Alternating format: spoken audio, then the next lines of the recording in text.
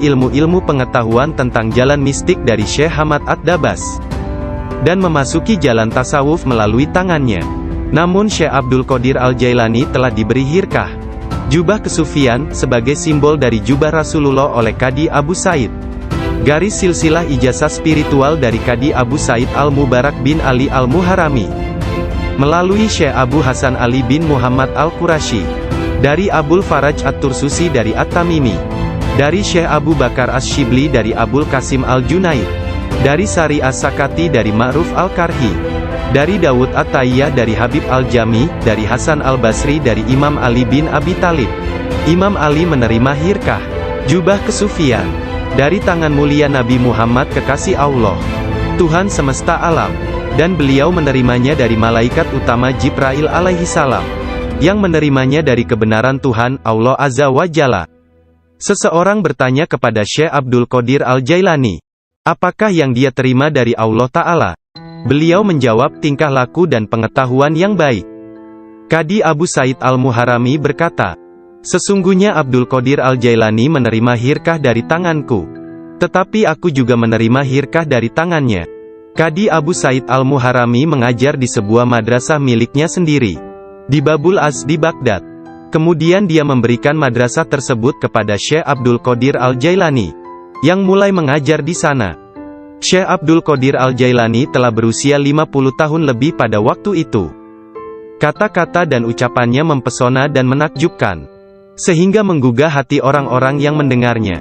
Para murid dan jemaahnya semakin berkembang pesat dalam jumlah yang banyak, sehingga tidak ada tempat, baik di dalam ataupun di sekitar madrasah tersebut, untuk menampung para pengikutnya. Syekh Abdul Qadir Al-Jailani berkata mengenai permulaan mengajarnya, pada suatu pagi aku melihat Rasulullah, beliau bertanya kepadaku, mengapa engkau tidak berbicara? Aku berkata, aku adalah orang Persia, bagaimana aku dapat berbicara dengan bahasa Arab yang indah dari Baghdad? Buka mulutmu, beliau berkata, dan kulakukan perintah beliau. Nabi Muhammad lantas meniup nafasnya ke mulutku 7 kali. Lalu berkata, pergilah, tunjukilah umat manusia, dan ajaklah mereka kepada jalan Tuhanmu, dengan bijak dan kata-kata indah. Aku menjalankan sholat zuhur, dan aku melihat orang telah ramai sedang menungguku berbicara. Ketika melihat mereka, aku menjadi gembira, namun lidahku seakan-akan terkunci. Kemudian aku melihat Imam Ali bin Abi Thalib yang diberkati. Dia mendatangiku dan memintaku untuk membuka mulut. Kemudian meniupkan nafasnya sendiri ke dalam mulutku sebanyak 6 kali. Aku bertanya, mengapa Anda tidak melakukannya sebanyak 7 kali, seperti yang dilakukan Rasulullah? Sayyidina Ali berkata, karena rasa hormatku kepada Rasulullah. Kemudian Sayyidina Ali pun menghilang. Dari mulutku yang terbuka, keluarlah kata-kata, sesungguhnya fikiran adalah juru selam. Menyelam jauh ke dalam lautan hati untuk menemukan mutiara kebijaksanaan. Ketika dia membawanya ke pantai kemakhlukannya, dia tumpah dalam bentuk kata-kata dari bibirnya. Dan dengan itu, dia membeli ketaatan tak ternilai di pasar-pasar ibadah Allah. Kemudian aku berkata, dalam suatu malam, seperti salah satu dari malamku, jika seseorang di antaramu hendak membunuh keinginan-keinginan rendahnya, kematian akan terasa begitu manis, sehingga engkau tidak akan dapat merasakan sesuatu yang lain di dunia ini. Sejak saat itu, walau bagaimanapun keadaannya, sekalipun bangun atau tidur, aku tetap mempertahankan tugasku mengajar. Banyak sekali pengetahuan tentang keimanan dan agama dalam diriku. Jika tidak berbicara dan menuangkannya keluar, aku akan merasakan bahwa hal itu akan menenggelamkan diriku. Ketika pertama kali mengajar, aku hanya mempunyai 2 atau 3 orang murid saja.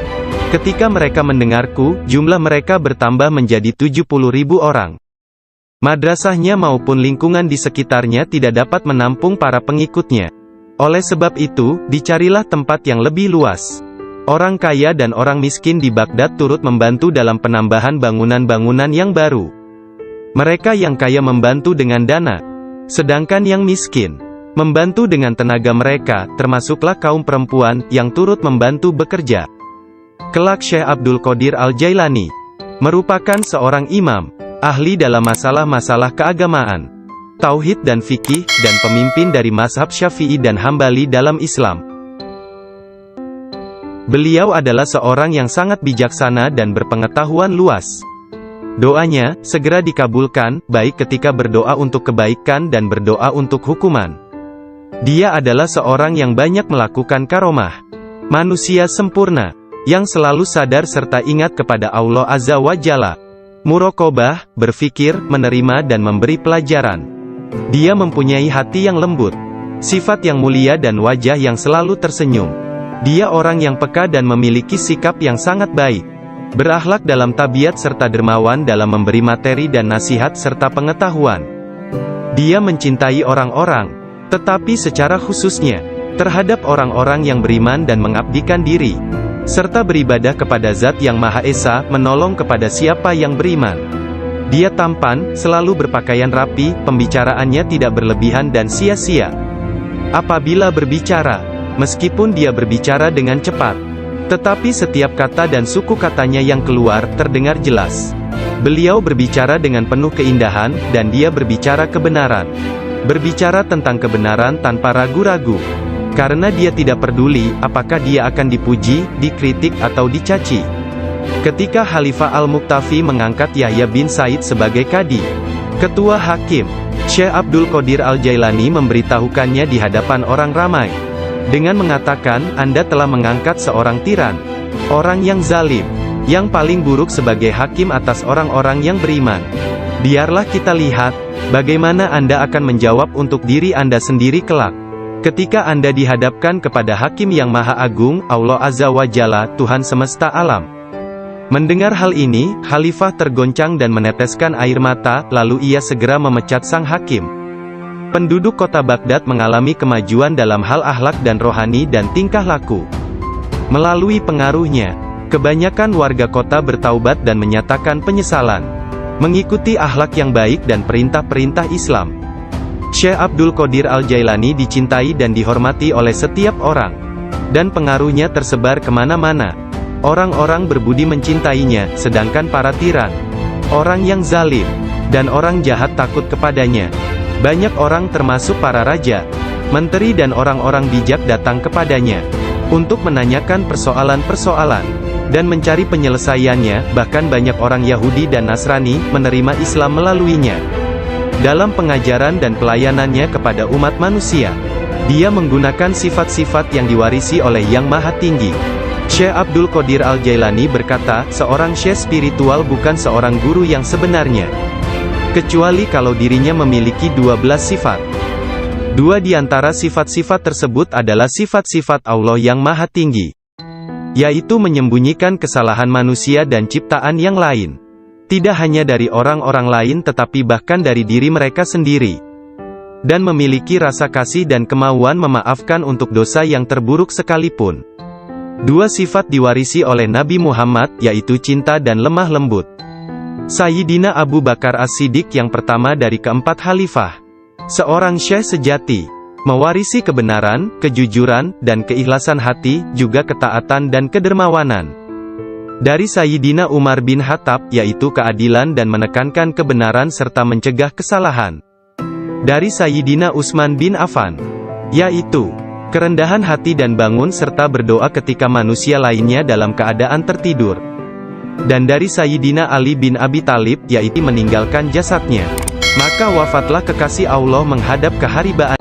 Nama lengkap Syekh Abdul Qadir Al-Jailani berikut. Nasab dari pihak ayah adalah Abu Muhammad Abdul Qadir bin Abu Sahih Musa bin Janka Dausat, Janki Doasti, bin Abdullah, bin Yahya Az-Zahid bin Muhammad bin Dawud, bin Musa bin Abdullah bin Musa Al-Juni bin Abdullah bin Al-Mahdi, bin Hasan Al-Musana bin Hasan bin Ali bin Abi Talib dan Fatimah Az-Zahra. Silsilah nasab Syekh Abdul Qadir Al-Jailani bersambung kepada Nabi Muhammad Rasulullah. Dari putri beliau yang bernama Sayyidah Fatimah Az-Zahra, istri Sayyidina Ali bin Abi Talib. Adapun silsilah dari ibunya adalah Abdul Qadir bin Fatimah binti Abdullah bin Abu Jamaluddin bin Tahir bin Abdullah bin Kamaluddin Isa bin Muhammad Al-Jawad bin Ali Ar-Rida bin Musa Al-Kazim bin Jafar As-Sadiq bin Muhammad Al-Bakir bin Ali Zainul Abidin bin Husain bin Ali bin Abi Talib. Sepanjang masa bayinya, Syekh Abdul Qadir Jailani tidak pernah makan selama bulan puasa. Suatu ketika pada awal Ramadan, cuaca mendung dan orang-orang tidak dapat melihat bulan baru. Tidak tahu apakah bulan Ramadan sesungguhnya telah masuk atau belum. Mereka datang kepada Ummul Khair Fatimah, ibunda Syekh Abdul Qadir, dan menanyakan apakah si anak sudah makan hari itu. Karena dia belum makan, mereka menetapkan bahwa puasa telah dimulai. Abdul Qadir Al-Jailani menceritakan, ketika kecil, setiap hari aku selalu didatangi seorang malaikat dalam bentuk pemuda tampan. Dia berjalan bersamaku dari rumah ke madrasah, dan membuat anak-anak lain di dalam kelas memberiku tempat di barisan pertama. Dia tinggal bersamaku sepanjang hari dan kemudian membawaku pulang ke rumah. Dalam sehari, aku belajar lebih banyak daripada murid lain yang belajar dalam 1 minggu. Awalnya aku tidak tahu siapa dia. Suatu hari, aku bertanya kepadanya, dan dia berkata, aku salah satu malaikat Allah. Dia mengirim dan memerintahku untuk bersamamu selama engkau belajar. Beliau kembali menceritakan mengenai masa kanak-kanaknya. Dia berkata, setiap kali ingin pergi bermain dengan anak-anak lain, aku mendengar satu suara berkata, datanglah kepadaku sebagai gantinya, wahai orang yang diberkati. Datanglah kepadaku. Dalam keadaan ketakutan, aku pergi dan mencari ketenangan di balik lengan ibuku. Sekarang, bahkan dalam ketaatan penuh dan halwat yang panjang, aku tidak dapat mendengar dengan jelas suara tersebut. Ketika Abdul Qadir Al-Jailani ditanya oleh seseorang, apa kuncinya yang membawa dirinya pada tingkatan spiritual yang tinggi? Beliau berkata, kejujuran yang telah aku janjikan kepada ibuku. Abdul Qadir Al-Jailani menceritakannya sebagai berikut. Suatu hari, malam Aidul Adha, aku pergi ke ladang kami untuk membantu menggarap tanah. Semasa aku berjalan di belakang lembu jantan, dia memalingkan kepalanya dan memandangku seraya berkata, engkau tidak diciptakan untuk pekerjaan ini. Sungguh, aku sangat ketakutan dan berlari ke rumah dan memanjat ke atap rumah petak bertingkat. Ketika melihat keluar, tiba-tiba aku melihat para jemaah haji sedang berkumpul wukuf di Padang Arafah. Di Arabia, tepat di depanku. Lalu aku segera pergi menemui ibuku, yang waktu itu sudah menjadi janda, dan meminta kepadanya, kirimlah aku ke jalan kebenaran, dan berilah aku izin untuk pergi ke Baghdad, untuk mendapatkan ilmu pengetahuan bersama-sama orang bijak, dan orang-orang yang dekat kepada Allah Azza wa Jalla. Ibu bertanya kepadaku, apa alasan permintaanmu yang tiba-tiba tersebut? Aku mengatakan kepadanya, apa yang telah terjadi pada diriku. Beliau menangis mendengar ceritaku, lalu mengeluarkan 80 keping emas. Semuanya adalah warisan ayahku. Dia menyisihkan 40 untuk saudaraku yang laki-laki. 40 keping lainnya dijahit di bagian ketiak mantelku. Kemudian dia mengizinkan untuk meninggalkan dirinya. Sebelum membiarkan aku pergi, beliau menasehatiku, bahwa aku harus berkata benar, dan menjadi orang yang jujur apapun yang terjadi. Ibu melepas kepergianku dengan kata-kata, mudah-mudahan Allah melindungi dan membimbingmu wahai anakku. Aku memisahkan diriku sendiri dari orang yang paling mencintaiku karena Allah. Aku tahu bahwa aku tidak akan dapat melihatmu sampai hari pengadilan terakhir tiba. Aku bergabung dengan sebuah kafilah yang pergi ke Baghdad. Ketika kami telah meninggalkan kota Hamadan, sekelompok perampok jalanan, 60 penunggang kuda yang gagah menyerang kami. Mereka mengambil segala sesuatu yang dibawa kafilah tersebut. Salah seorang di antara mereka datang kepadaku dan bertanya, hai anak muda, harta apa yang engkau miliki? Aku menceritakan kepadanya, bahwa aku memiliki 40 keping emas. Dia bertanya, di mana kau simpan? Aku mengatakan, di bawah lenganku. Dia tertawa dan meninggalkanku sendiri. Penjahat lainnya datang dan menanyakan hal yang sama. Dan aku pun mengatakan hal yang sebenarnya. Dia juga meninggalkanku sendirian. Aku pikir mereka pasti hendak mengadukan hal tersebut kepada pemimpinnya, di mana mereka sedang membagikan hasil rampasan. Pemimpin mereka bertanya tentang barang berharga milikku. Aku mengatakan kepadanya, bahwa aku memiliki 40 keping emas, yang dijahit di mantelku di bawah ketiak. Pemimpin perampok lalu mengambil mantelku dan merobek di bagian lengannya, dan menemukan emas tersebut. Kemudian dia menatap takjub kepadaku dan berkata, uangmu telah aman. Apa yang membuatmu untuk menceritakan kepada kami, bahwa engkau memilikinya, dan memberitahukan tempat di mana engkau menyembunyikannya? Aku menjawab, aku harus mengatakan yang benar dalam keadaan apapun juga. Sebagaimana yang telah aku janjikan kepada ibuku. Ketika kepala perampok mendengar hal itu, ia menitiskan air mata dan berkata, aku telah mengingkari janjiku kepada siapa yang telah menciptakanku. Aku mencuri dan membunuh. Apa yang akan terjadi padaku? Kemudian anak buahnya memandangnya sambil berkata, engkau telah menjadi pemimpin kami selama bertahun-tahun dalam perbuatan dosa ini. Sekarang juga engkau tetap menjadi pemimpin kami dalam penyesalan. Ke-60 orang itu memegang tanganku, dan menyatakan penyesalannya serta keinginannya untuk mengubah jalan mereka. Mereka merupakan orang pertama yang memegang tanganku, dan mendapatkan ampunan untuk dosa-dosa mereka. Ketika Syekh Abdul Qadir Al-Jailani tiba di Baghdad, beliau berusia 18 tahun. Tatkala dia mencapai pintu gerbang kota, Nabi Khidir muncul dan menghalanginya untuk memasuki kota. Nabi Khidir berkata kepadanya, bahwasanya hal itu ia lakukan atas perintah Allah, agar ia tidak memasuki kota Baghdad hingga 7 tahun ke depan. Nabi Khidir membawanya ke sebuah runtuhan di gurun pasir dan berkata, diamlah engkau di sini dan jangan meninggalkan tempat ini. Syekh Abdul Qadir Al-Jailani tetap tinggal di sana selama 3 tahun. Setiap tahunnya Khidir datang kepadanya, dan berkata kepadanya di mana dirinya harus tinggal. Syekh Abdul Qadir Al-Jailani bercerita tentang masa 3 tahun yang dilaluinya tersebut. Saat dalam proses mujahadah dan riyadah. Selama aku tinggal di gurun, di luar kota Baghdad, semua keindahan dunia telah datang menggodaku. Allah telah memberikanku kemenangan atasnya. Nafsuku mengunjungiku setiap hari, dalam wujud dan bentukku sendiri dan meminta untuk menjadi temannya. Ketika aku akan menolaknya, ia hendak menyerangku. Allah memberiku kemenangan dalam perlawananku. Dan pada waktunya, aku dapat menjadikannya tawananku, dan menahannya bersamaku selama tahun-tahun itu, serta memaksanya untuk tinggal di runtuhan padang pasir. 1 tahun penuh, aku telah makan rerumputan dan akar-akarnya yang kutemukan. Dan aku tidak minum air apapun. Tahun yang lain aku minum air, tetapi tidak makan apapun. Tahun selanjutnya aku makan, tidak minum ataupun tidur. Sepanjang waktu itu, aku hidup dalam runtuhan dari istana raja-raja kuno Parsi di Kurb. Aku berjalan dengan kaki telanjang, tanpa alas kaki di atas duri padang pasir, dan tidak merasakan apapun. Setiap kali aku melihat sebuah batu atau bukit yang terjal, aku memanjatnya.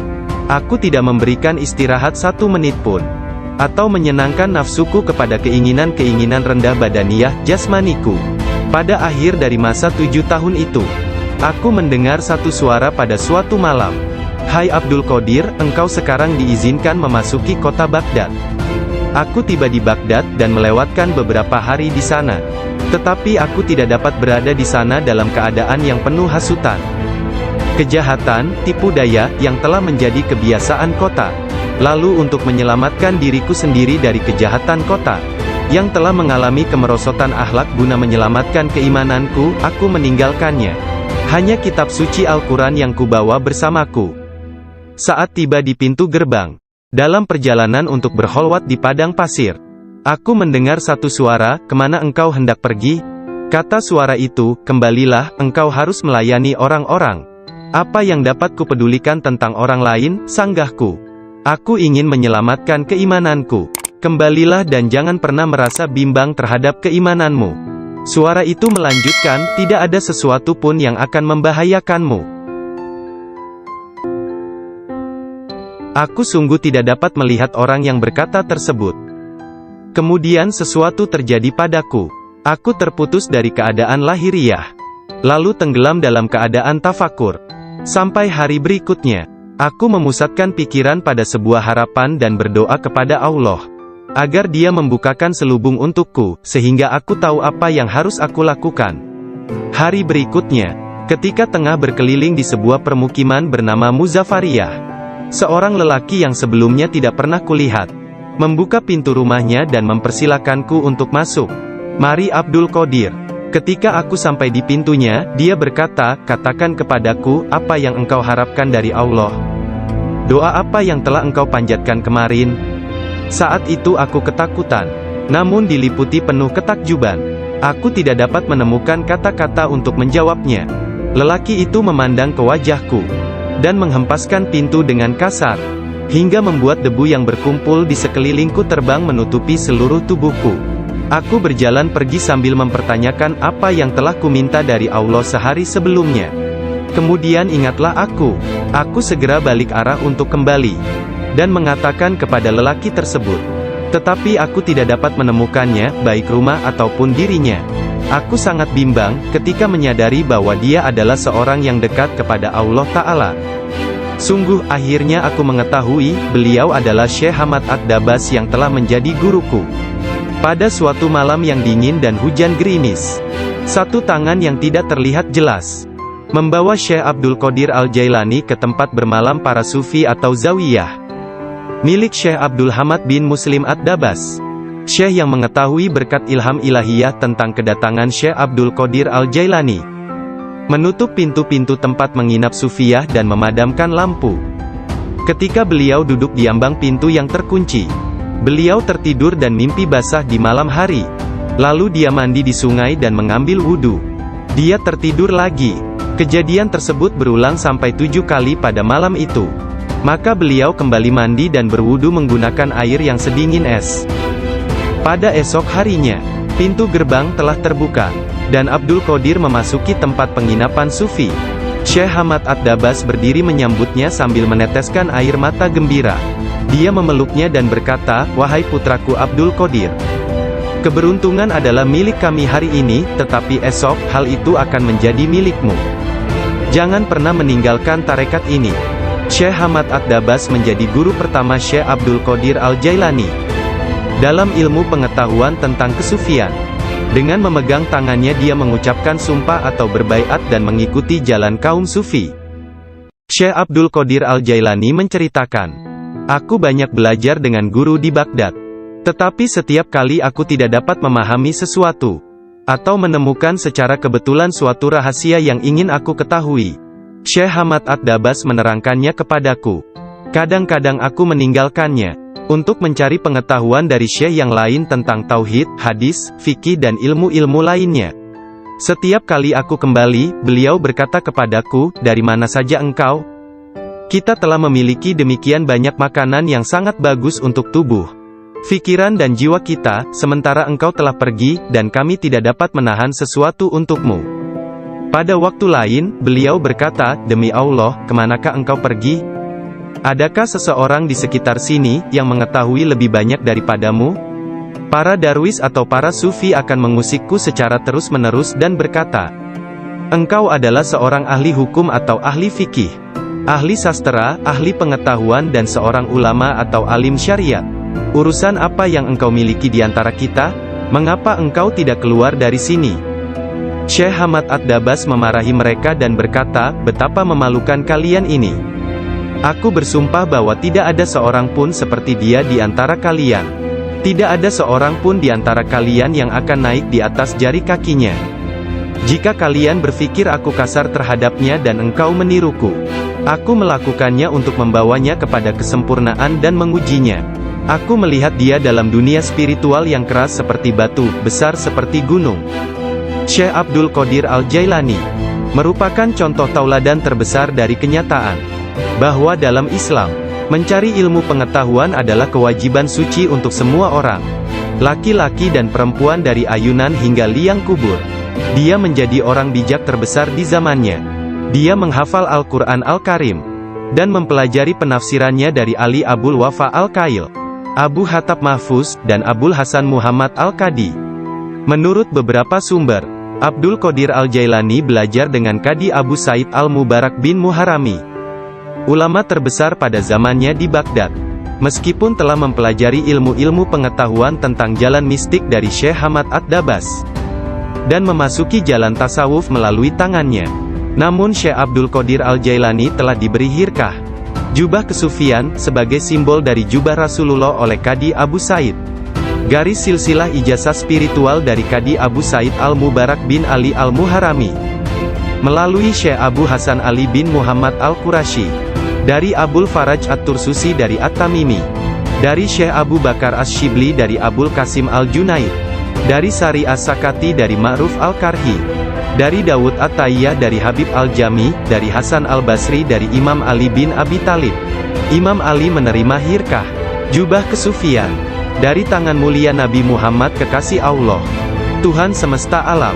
Dan beliau menerimanya dari malaikat utama Jibril alaihi salam, yang menerimanya dari kebenaran Tuhan, Allah Azza wa Jalla. Seseorang bertanya kepada Syekh Abdul Qadir Al-Jailani, apakah yang dia terima dari Allah Ta'ala? Beliau menjawab, tingkah laku dan pengetahuan yang baik. Qadi Abu Said Al-Muharrami berkata, sesungguhnya Abdul Qadir Al-Jailani menerima hirkah dari tanganku, tetapi aku juga menerima hirkah dari tangannya. Qadi Abu Said Al-Muharrami mengajar di sebuah madrasah miliknya sendiri, di Babul Az di Baghdad. Kemudian dia memberikan madrasah tersebut kepada Syekh Abdul Qadir Al-Jailani, yang mulai mengajar di sana. Syekh Abdul Qadir Al-Jailani telah berusia 50 tahun lebih pada waktu itu. Kata-kata dan ucapannya mempesona dan menakjubkan, sehingga menggugah hati orang-orang yang mendengarnya. Para murid dan jemaahnya semakin berkembang pesat dalam jumlah yang banyak, sehingga tidak ada tempat, baik di dalam ataupun di sekitar madrasah tersebut, untuk menampung para pengikutnya. Syekh Abdul Qadir Al-Jailani berkata mengenai permulaan mengajarnya, pada suatu pagi aku melihat Rasulullah, beliau bertanya kepadaku, mengapa engkau tidak berbicara? Aku berkata, aku adalah orang Persia, bagaimana aku dapat berbicara dengan bahasa Arab yang indah dari Baghdad? Buka mulutmu, beliau berkata, dan kulakukan perintah beliau. Nabi Muhammad lantas meniup nafasnya ke mulutku 7 kali. Lalu berkata, pergilah, tunjukilah umat manusia, dan ajaklah mereka kepada jalan Tuhanmu, dengan bijak dan kata-kata indah. Aku menjalankan sholat zuhur, dan aku melihat orang telah ramai sedang menungguku berbicara. Ketika melihat mereka, aku menjadi gembira, namun lidahku seakan-akan terkunci. Kemudian aku melihat Imam Ali bin Abi Thalib yang diberkati. Dia mendatangiku dan memintaku untuk membuka mulut. Kemudian meniupkan nafasnya sendiri ke dalam mulutku sebanyak 6 kali. Aku bertanya, mengapa Anda tidak melakukannya sebanyak 7 kali, seperti yang dilakukan Rasulullah? Sayyidina Ali berkata, karena rasa hormatku kepada Rasulullah. Kemudian Sayyidina Ali pun menghilang. Dari mulutku yang terbuka, keluarlah kata-kata, sesungguhnya fikiran adalah juru selam. Menyelam jauh ke dalam lautan hati untuk menemukan mutiara kebijaksanaan. Ketika dia membawanya ke pantai kemakhlukannya, dia tumpah dalam bentuk kata-kata dari bibirnya. Dan dengan itu, dia membeli ketaatan tak ternilai di pasar-pasar ibadah Allah.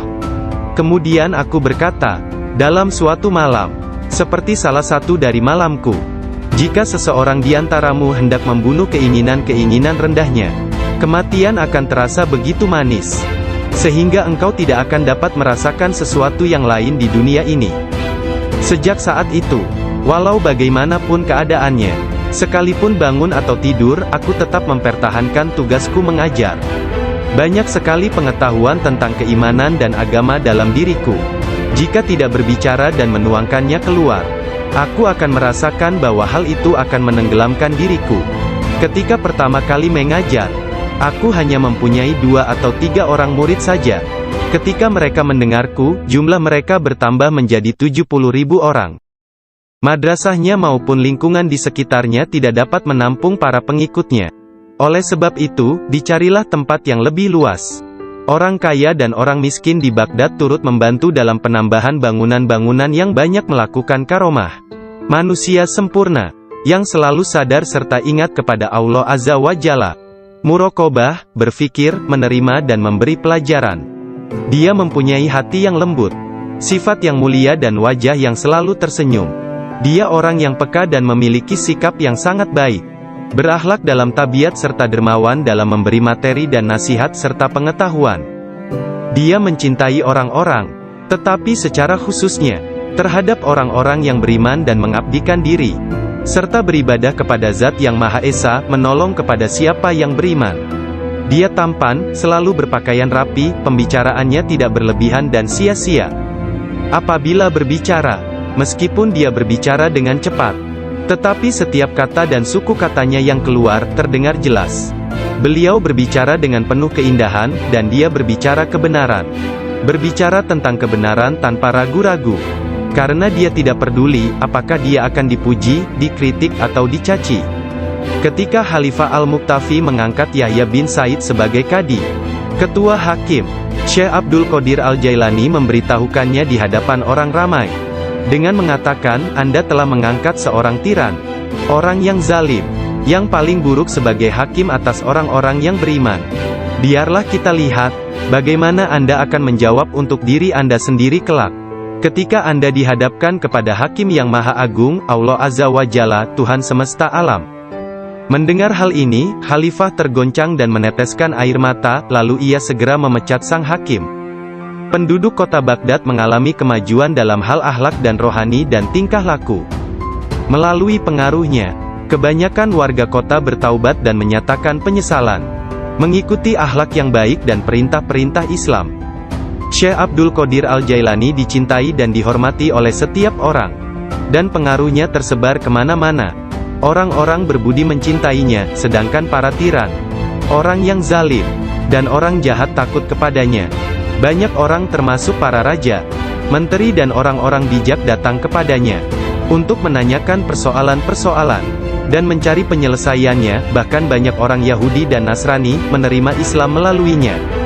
Dalam pengajaran dan pelayanannya kepada umat manusia, dia menggunakan sifat-sifat yang diwarisi oleh Yang Maha Tinggi.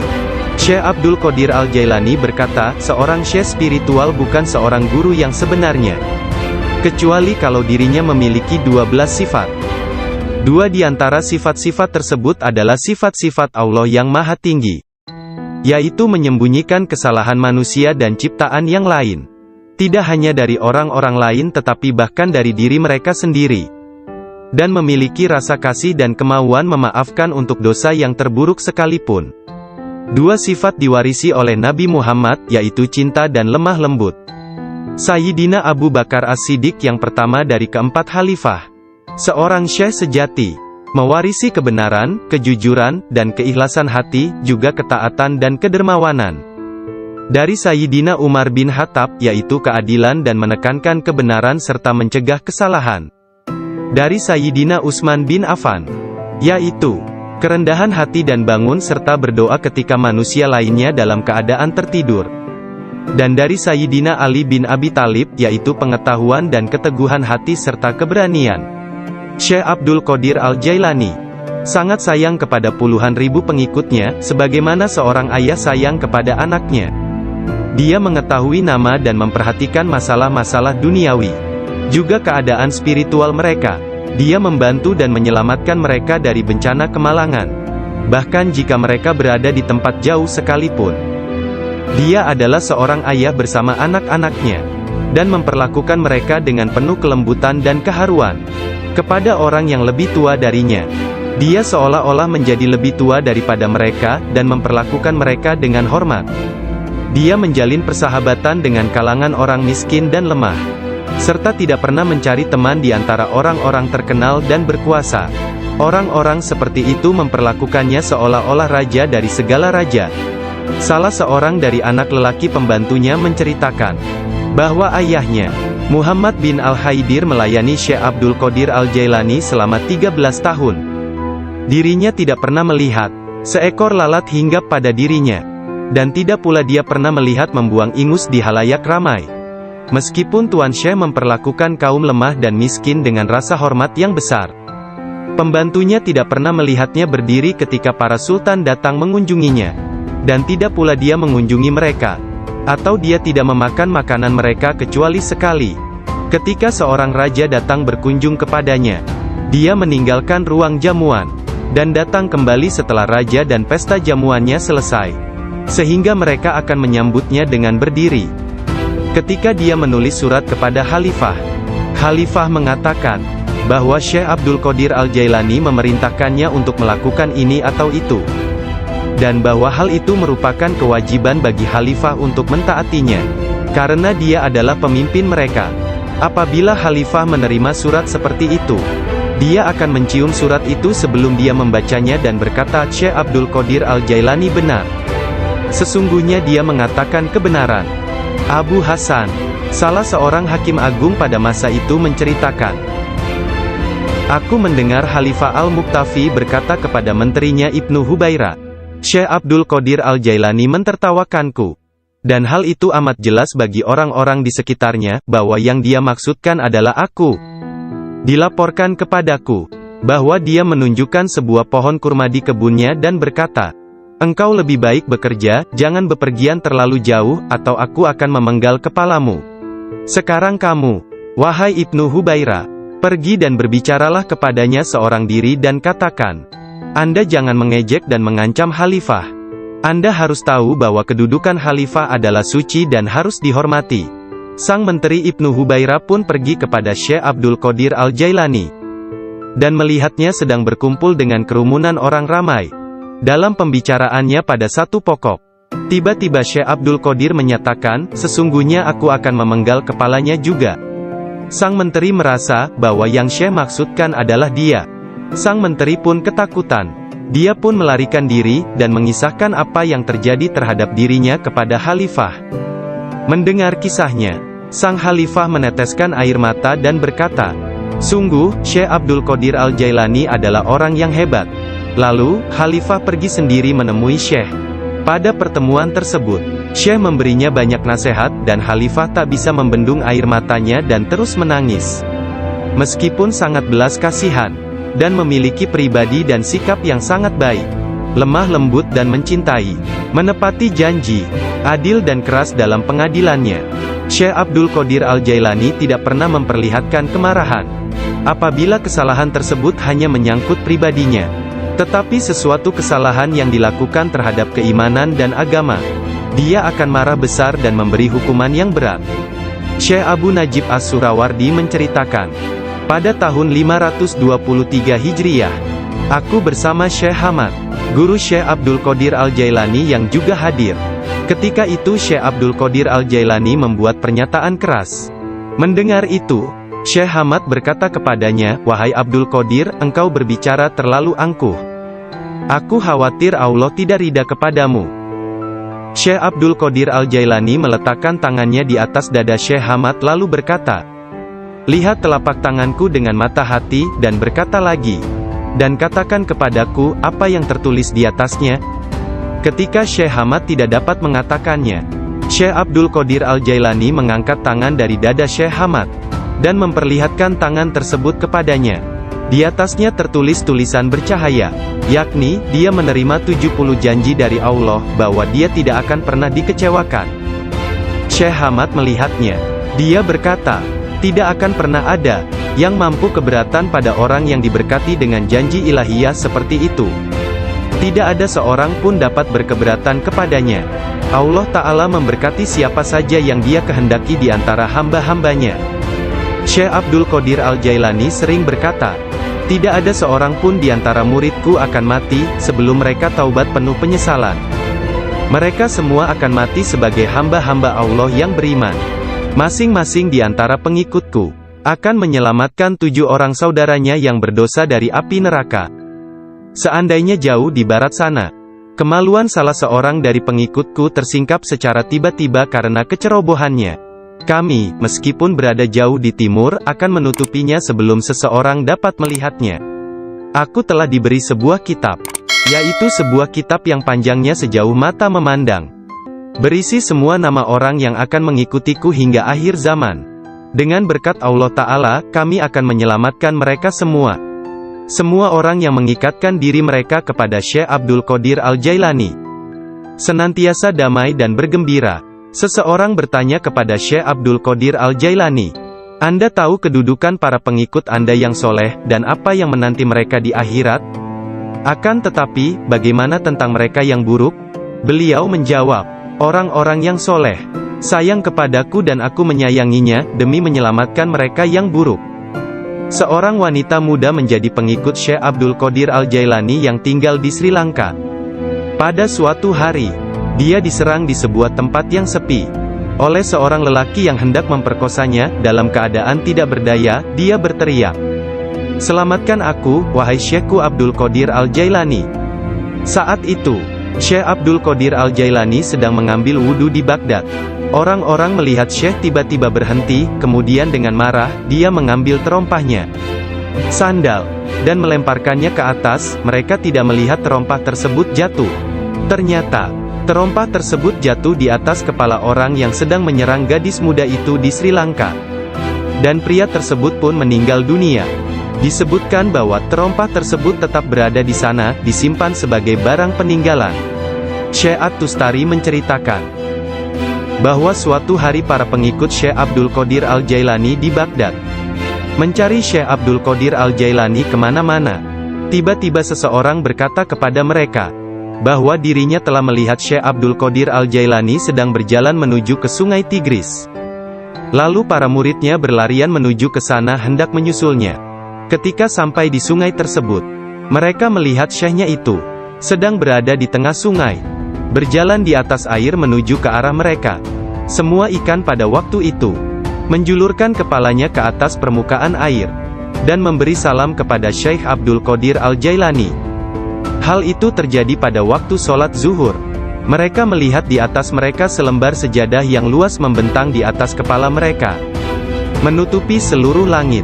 Sajadah tersebut berwarna hijau dan di permukaannya bersulamkan ayat-ayat dari emas dan perak.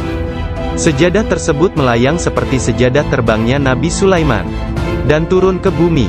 Orang-orang merasa takjub, diam dan dengan tenang mereka berjalan menuju kepadanya. Syekh Abdul Qadir Al-Jailani berpakaian indah, melangkah di atas sejadah tersebut, dan memimpin mereka melakukan sholat di atasnya. Ketika dia mengangkat tangannya dan mengucapkan Allahu Akbar, seluruhnya seolah-olah menggemakan suara yang sama. Ketika dia berdoa, para malaikat dari 7 petala langit dalam paduan suara mengulang doanya. Ketika dia mengucapkan, segala puji syukur hanya bagi Allah semata, sebuah cahaya hijau keluar dari mulutnya, menyelimuti langit.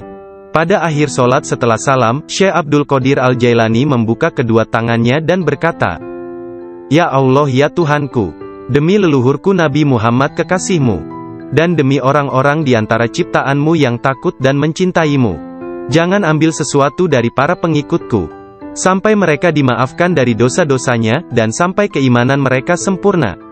Pada saat itu, setiap orang mendengar dengungan senandung dari para malaikat dan mengatakan, Amin. Mereka juga mengikuti para malaikat dengan mengucapkan Amin.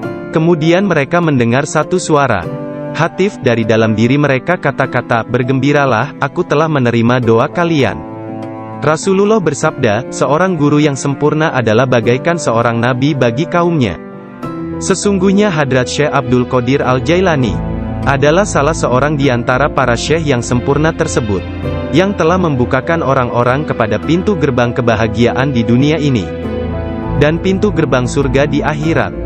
Setelah Syekh Abdul Qadir Al-Jailani menguasai nafsunya, dan menjadi seorang yang sempurna, serta hanya dengan diilhami perintah Rasulullah, dia menjadi seorang syekh dan menjalin hubungan dengan orang-orang. Dirinya senantiasa mengikuti teladan dari leluhurnya Nabi Muhammad, Rasulullah. Ketika pengaruh ajaran Syekh Abdul Qadir Al-Jailani tersebar ke seluruh pelosok dunia, banyak di antara murid-muridnya mendapat kedudukan penting dan banyak pejabat, pegawai pemerintah, yang menjadi muridnya sesuai kemampuan mereka, kualitas dunia dalam batin dan tingkatan spiritual. Dia memerintahkan banyak di antara murid-muridnya untuk bertindak sebagai wakil-wakilnya. Di antaranya ada yang menjadi guru spiritual dan yang lainnya sebagai hakim. Bahkan di antara muridnya ada yang menjabat sebagai gubernur dan para pemegang kekuasaan dunia. Syekh Abdul Qadir Al-Jailani telah menyerahkan diri secara mutlak kepada Allah Azza wa Jalla. Malam-malamnya berlalu dengan sedikit atau bahkan tanpa tidur, dalam doa dan muraqabah menyendiri. Dia menghabiskan hari-harinya sebagai seorang pengikut sejati Nabi Muhammad, dalam berkhidmat dalam kemanusiaan 3 kali dalam seminggu. Dia selalu menyampaikan pengajian umum kepada puluhan ribu manusia, setiap hari di waktu pagi dan petang. Dia memberi pengajaran tafsir Al-Quran, hadis, ilmu tauhid, ilmu fikih dan tasawuf. Setelah sholat zuhur, dia memberikan nasihat dan waktu konsultasi kepada orang-orang, tanpa pandang bulu, baik orang itu berprofesi sebagai pengemis atau raja. Semuanya akan dilayani. Sebelum sholat asar, baik cuaca hujan ataupun cerah, dia pergi ke jalanan untuk membagikan makanan kepada orang-orang miskin. Dalam seluruh hari-harinya di bulan Ramadan, Syekh Abdul Qadir Al-Jailani hanya makan sekali sehari. Setelah sholat maghrib, beliau tidak pernah makan sendirian. Pembantunya akan berdiri di pintu menanyakan orang-orang yang lewat. Jika mereka yang lewat ada yang belum makan, agar mereka ikut makan. Syekh Abdul Qadir Al-Jailani wafat pada hari Sabtu tanggal 8 Rabiul Tsani tahun 561 Hijriah. 1166 Masehi, pada usia 91 tahun. Makamnya yang berada di Madrasah Babut Darajah di kota Baghdad, Irak, menjadi tempat penting dari kunjungan para penziarah kaum sufi dan semua muslim. Ketika mengidap penyakit yang mengantarkannya pada kewafatannya itu, salah seorang anak lelakinya yaitu Abdul Aziz melihat bahwa dia menderita sakit yang luar biasa, meregang dan menggulingkan tubuh di tempat tidurnya. "Jangan mencemaskanku," Syekh berkata kepada putranya. "Aku berbalik dan berbalik lagi dalam pengetahuan Allah Azza wa Jalla." Ketika anak lelakinya yang lain, yakni Abdul Jabbar, bertanya kepadanya tentang rasa sakitnya, dia berkata, "Semua tubuhku terasa sakit kecuali hatiku. Tidak ada rasa sakit di sini karena hati ini bersama Allah." Anak lelakinya yang lain, yaitu Abdul Wahab, berkata kepadanya, "Berilah aku beberapa nasihat tentang apa yang harus dilakukan setelah engkau meninggalkan dunia ini." Dia berkata, "Takutlah kepada Allah dan tiada sesuatu pun yang lain. Berharaplah dari Allah dan percayakan seluruh kebutuhanmu kepadanya. Tidak mengharap dan menginginkan apapun kecuali Dia. Menyandarkan diri kepada Allah dan tidak kepada sesuatu yang lain. Bersatu dengannya, bersatu dengannya, bersatu dengannya." Sebelum meninggal dunia, Syekh Abdul Qadir Al-Jailani melihat sekeliling dan berkata kepada orang-orang yang hadir, "Telah datang di hadapanku selain kalian makhluk lain yang kalian tidak melihatnya telah datang kepadaku.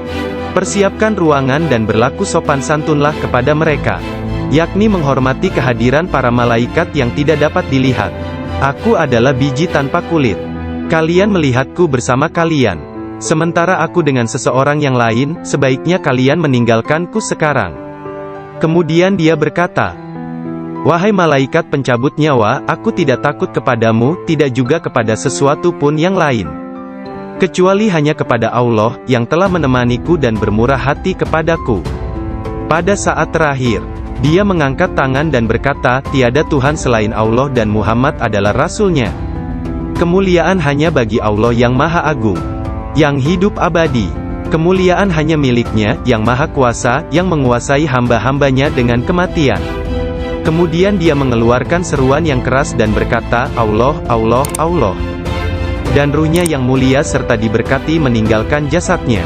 Maka wafatlah kekasih Allah menghadap keharibaan.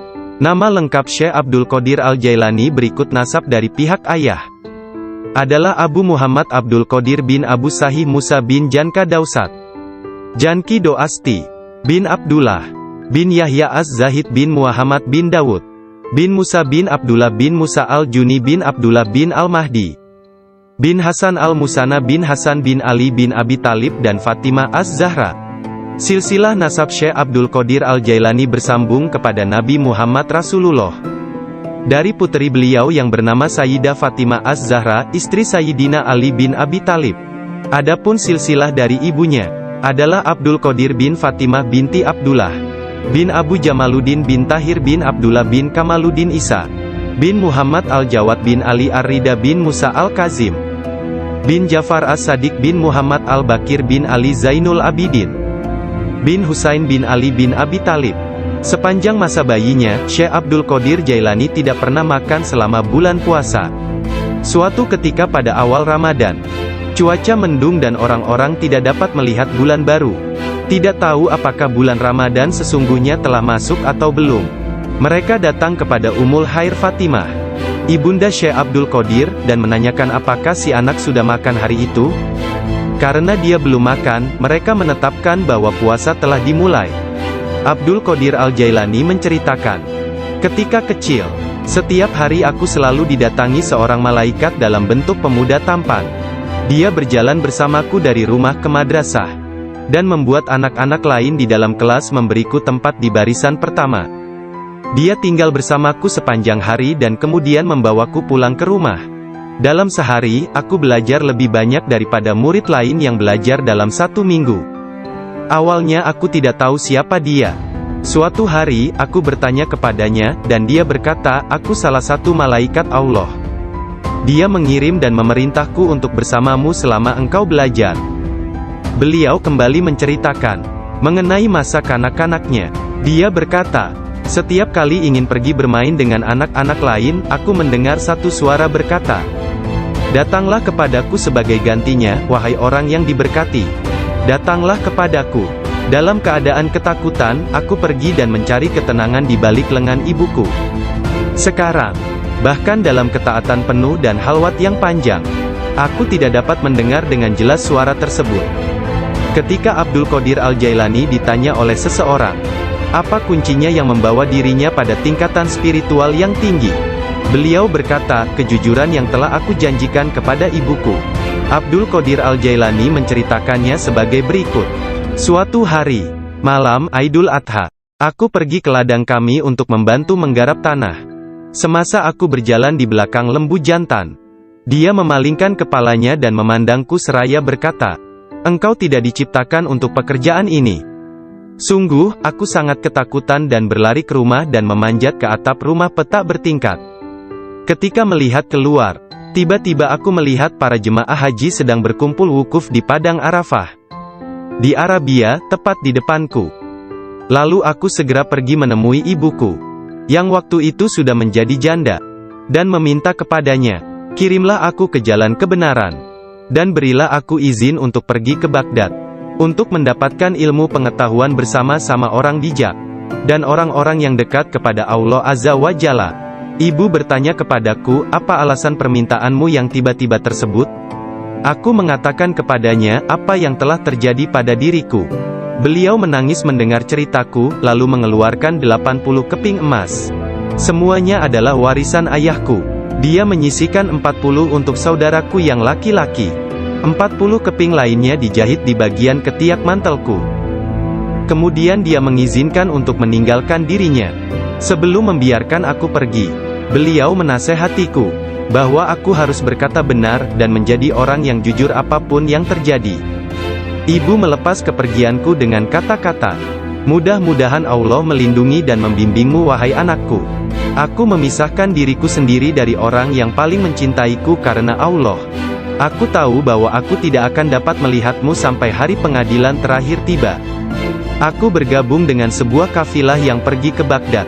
Ketika kami telah meninggalkan kota Hamadan, sekelompok perampok jalanan, 60 penunggang kuda yang gagah menyerang kami.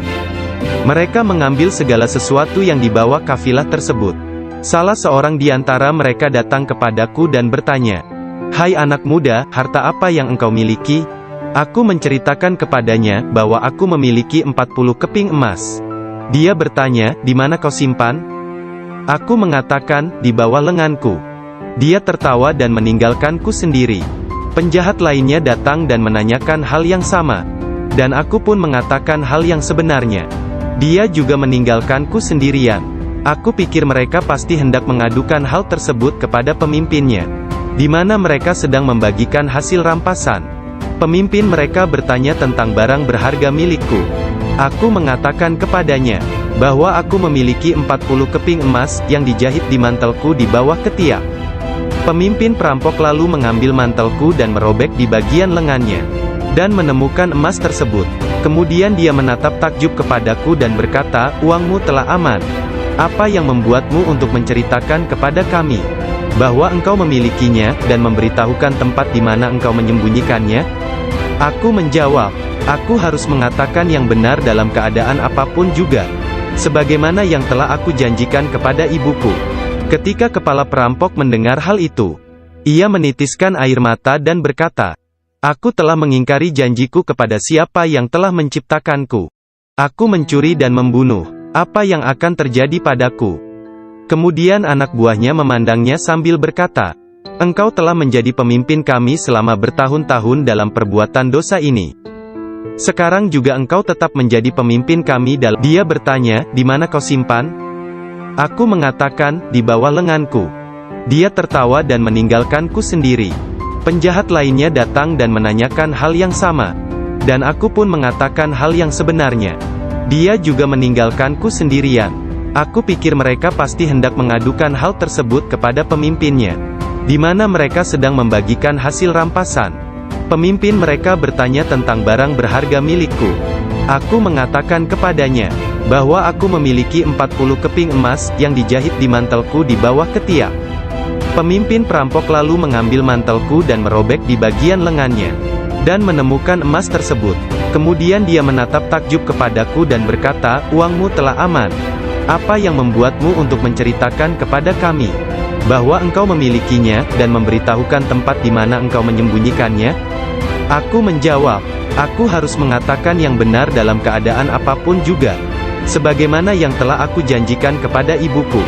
Ketika kepala perampok mendengar hal itu, ia menitiskan air mata dan berkata, "Aku telah mengingkari janjiku kepada siapa yang telah menciptakanku.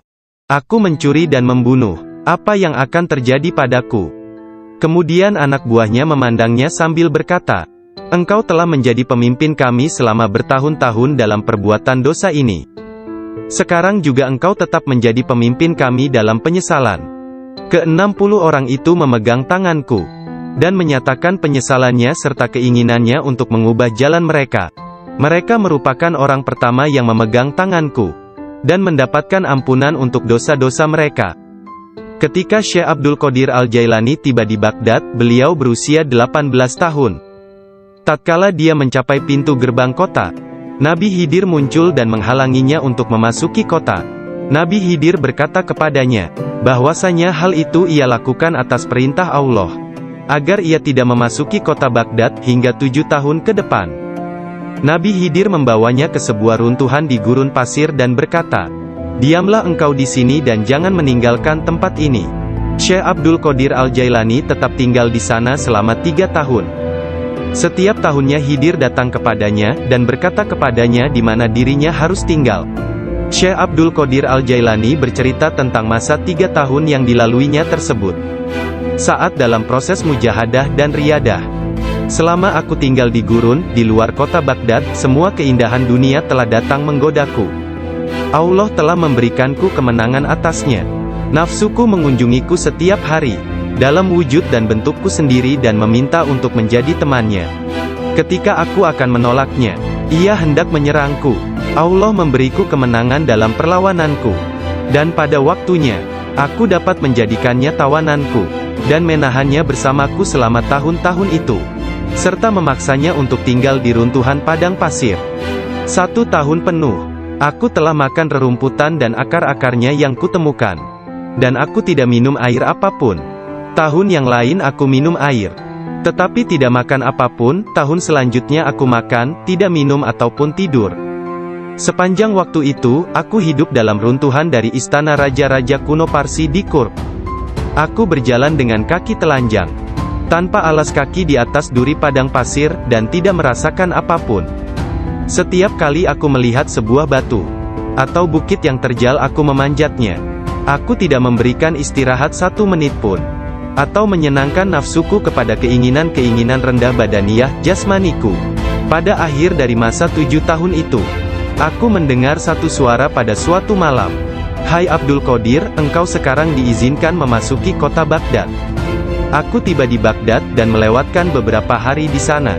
Tetapi aku tidak dapat berada di sana dalam keadaan yang penuh hasutan, kejahatan, tipu daya, yang telah menjadi kebiasaan kota.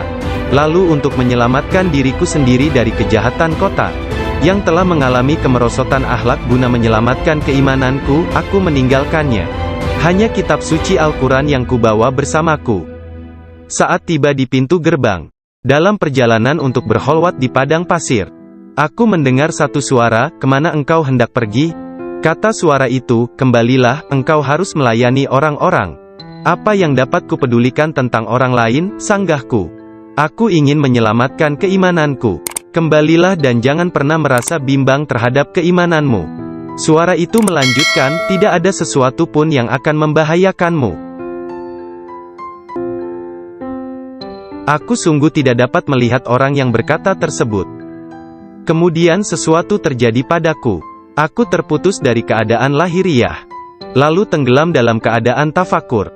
Sampai hari berikutnya, Aku memusatkan pikiran pada sebuah harapan dan berdoa kepada Allah, agar Dia membukakan selubung untukku, sehingga aku tahu apa yang harus aku lakukan. Hari berikutnya, ketika tengah berkeliling di sebuah permukiman bernama Muzafariyah, seorang lelaki yang sebelumnya tidak pernah kulihat, membuka pintu rumahnya dan mempersilakanku untuk masuk. "Mari Abdul Qadir." Ketika aku sampai di pintunya, dia berkata, "Katakan kepadaku, apa yang engkau harapkan dari Allah? Doa apa yang telah engkau panjatkan kemarin?" Saat itu aku ketakutan, namun diliputi penuh ketakjuban. Aku tidak dapat menemukan kata-kata untuk menjawabnya. Lelaki itu memandang ke wajahku, dan menghempaskan pintu dengan kasar, hingga membuat debu yang berkumpul di sekelilingku terbang menutupi seluruh tubuhku. Aku berjalan pergi sambil mempertanyakan apa yang telah kuminta dari Allah sehari sebelumnya. Kemudian ingatlah aku segera balik arah untuk kembali, dan mengatakan kepada lelaki tersebut. Tetapi aku tidak dapat menemukannya, baik rumah ataupun dirinya. Aku sangat bimbang, ketika menyadari bahwa dia adalah seorang yang dekat kepada Allah Ta'ala. Sungguh, akhirnya aku mengetahui, beliau adalah Syekh Hamad Ad-Dabas yang telah menjadi guruku. Pada suatu malam yang dingin dan hujan gerimis, satu tangan yang tidak terlihat jelas membawa Syekh Abdul Qadir Al-Jailani ke tempat bermalam para sufi atau zawiyah, milik Syekh Abdul Hamad bin Muslim Ad-Dabas. Syekh yang mengetahui berkat ilham ilahiyah tentang kedatangan Syekh Abdul Qadir Al-Jailani, menutup pintu-pintu tempat menginap sufiyah dan memadamkan lampu. Ketika beliau duduk di ambang pintu yang terkunci, beliau tertidur dan mimpi basah di malam hari. Lalu dia mandi di sungai dan mengambil wudhu. Dia tertidur lagi. Kejadian tersebut berulang sampai 7 kali pada malam itu. Maka beliau kembali mandi dan berwudhu menggunakan air yang sedingin es. Pada esok harinya, pintu gerbang telah terbuka, dan Abdul Qadir memasuki tempat penginapan sufi. Syekh Hamad Ad-Dabas berdiri menyambutnya sambil meneteskan air mata gembira. Dia memeluknya dan berkata, "Wahai putraku Abdul Qadir, keberuntungan adalah milik kami hari ini, tetapi esok, hal itu akan menjadi milikmu. Jangan pernah meninggalkan tarekat ini." Syekh Hamad Ad-Dabas menjadi guru pertama Syekh Abdul Qadir Al-Jailani dalam ilmu pengetahuan tentang kesufian.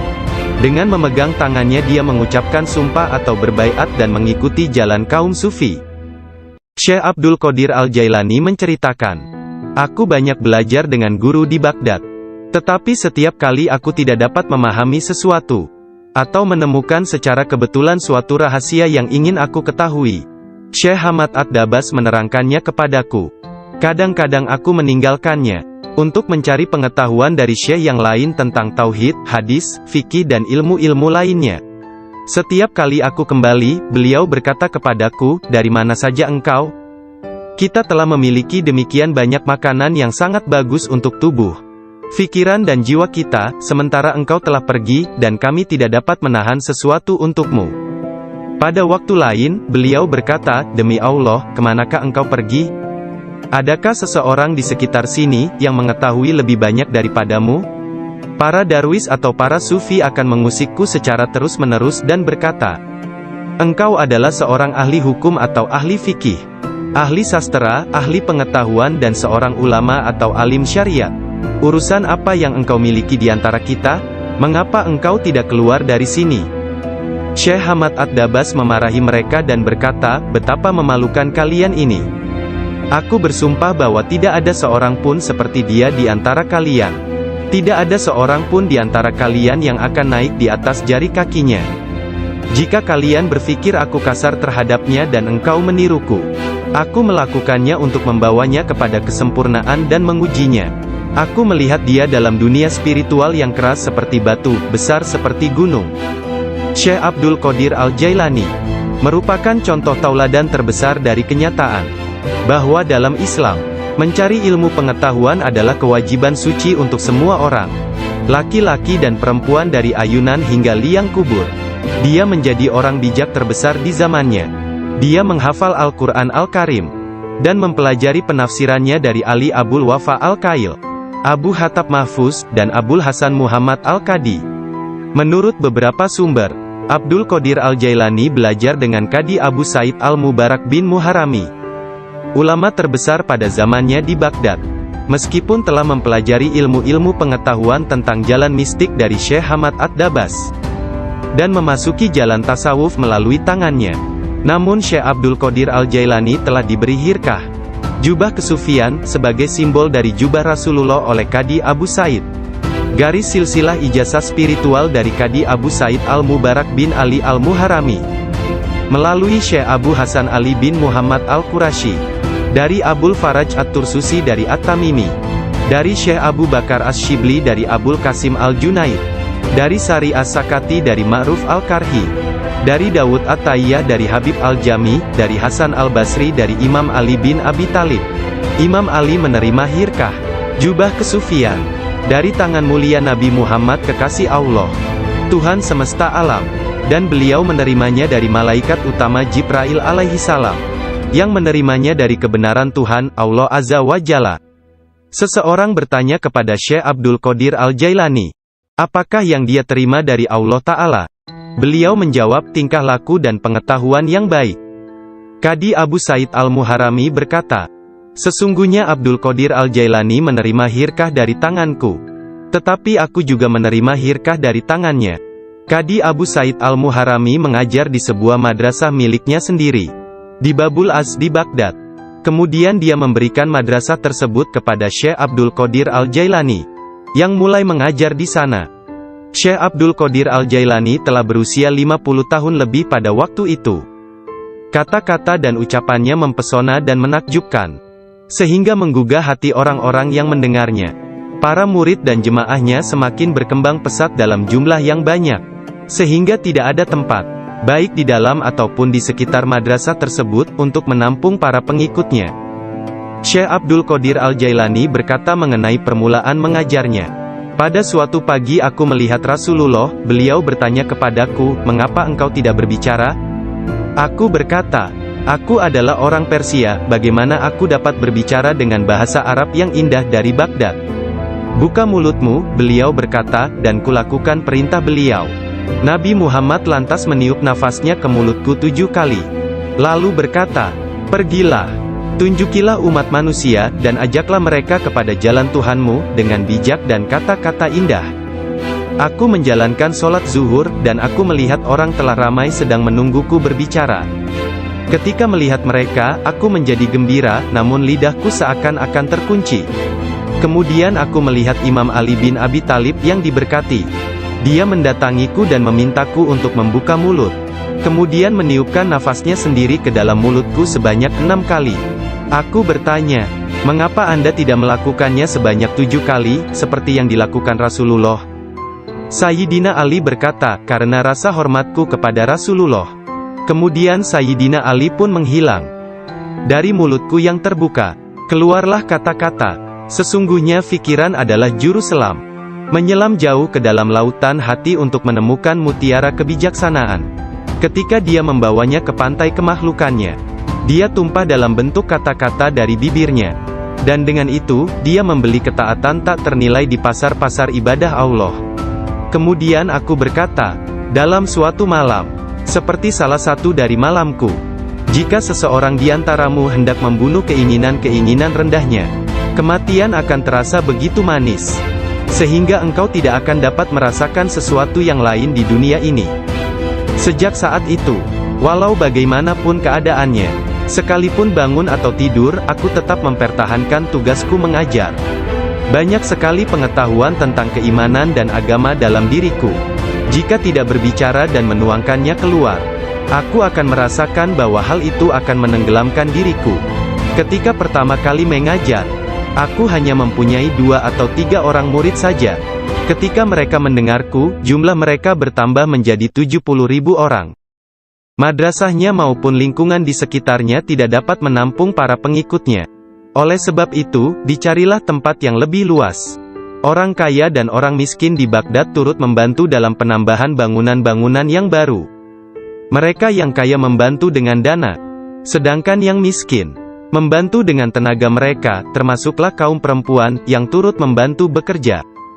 Kelak Syekh Abdul Qadir Al-Jailani merupakan seorang imam, ahli dalam masalah-masalah keagamaan. tauhid dan fikih, dan pemimpin dari mazhab Syafi'i dan Hambali dalam Islam. Beliau adalah seorang yang sangat bijaksana dan berpengetahuan luas.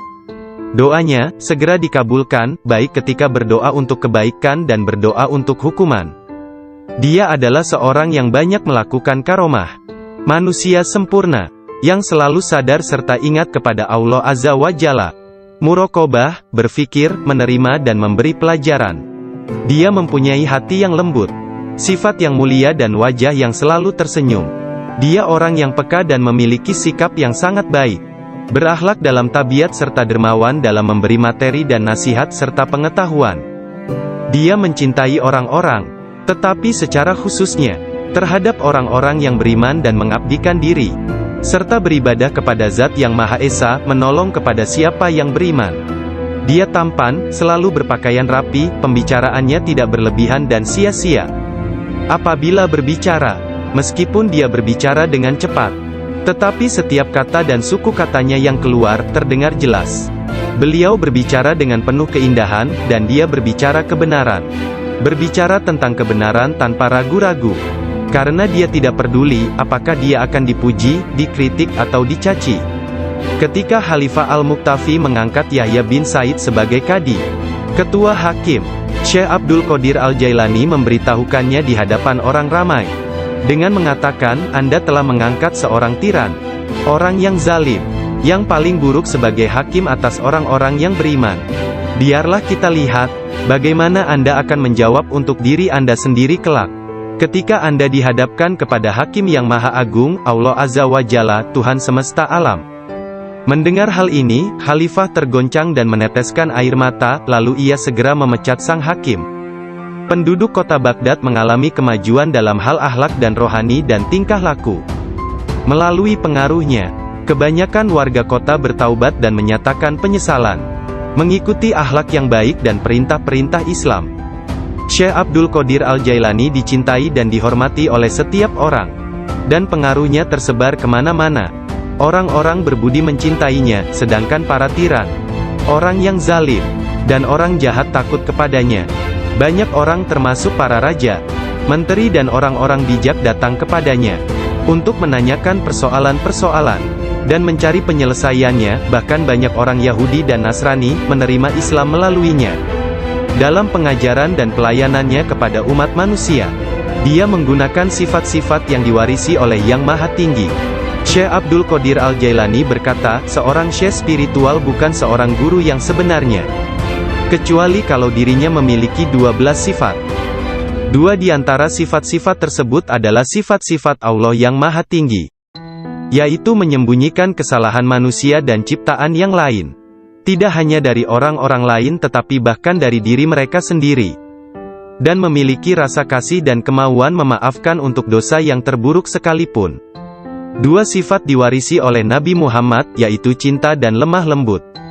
Sayyidina Abu Bakar As-Siddiq yang pertama dari keempat khalifah, seorang syekh sejati, mewarisi kebenaran, kejujuran, dan keikhlasan hati, juga ketaatan dan kedermawanan. Dari Sayyidina Umar bin Khattab, yaitu keadilan dan menekankan kebenaran serta mencegah kesalahan. Dari Sayyidina Utsman bin Affan, yaitu kerendahan hati dan bangun serta berdoa ketika manusia lainnya dalam keadaan tertidur. Dan dari Sayyidina Ali bin Abi Thalib, yaitu pengetahuan dan keteguhan hati serta keberanian. Syekh Abdul Qadir Al-Jailani sangat sayang kepada puluhan ribu pengikutnya, sebagaimana seorang ayah sayang kepada anaknya. Dia mengetahui nama dan memperhatikan masalah-masalah duniawi, juga keadaan spiritual mereka. Dia membantu dan menyelamatkan mereka dari bencana kemalangan, bahkan jika mereka berada di tempat jauh sekalipun. Dia adalah seorang ayah bersama anak-anaknya, dan memperlakukan mereka dengan penuh kelembutan dan keharuan. Kepada orang yang lebih tua darinya, dia seolah-olah menjadi lebih tua daripada mereka, dan memperlakukan mereka dengan hormat. Dia menjalin persahabatan dengan kalangan orang miskin dan lemah, serta tidak pernah mencari teman di antara orang-orang terkenal dan berkuasa. Orang-orang seperti itu memperlakukannya seolah-olah raja dari segala raja.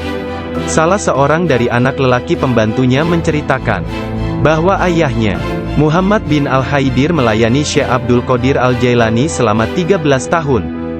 Dirinya tidak pernah melihat seekor lalat hinggap pada dirinya. Dan tidak pula dia pernah melihat membuang ingus di halayak ramai. Meskipun Tuan Syekh memperlakukan kaum lemah dan miskin dengan rasa hormat yang besar. Pembantunya tidak pernah melihatnya berdiri ketika para sultan datang mengunjunginya. Dan tidak pula dia mengunjungi mereka. Atau dia tidak memakan makanan mereka kecuali sekali. Ketika seorang raja, setiap hari aku selalu didatangi seorang malaikat dalam bentuk pemuda tampan. Dia berjalan bersamaku dari rumah ke madrasah. Dan membuat anak-anak lain di dalam kelas memberiku tempat di barisan pertama.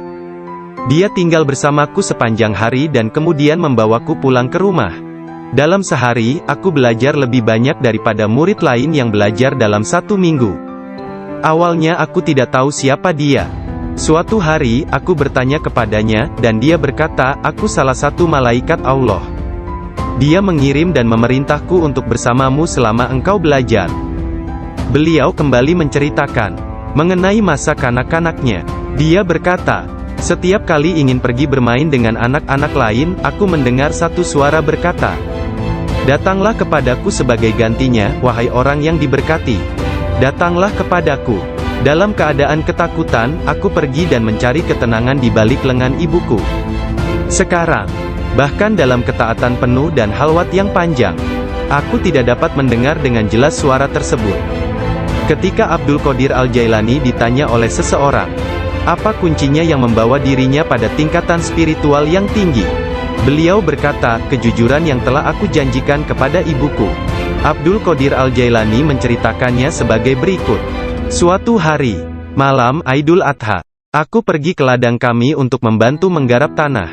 Semasa aku berjalan di belakang lembu jantan, dia memalingkan kepalanya dan memandangku seraya berkata, engkau tidak diciptakan untuk pekerjaan ini. Sungguh, aku sangat ketakutan dan berlari ke rumah dan memanjat ke atap rumah petak bertingkat.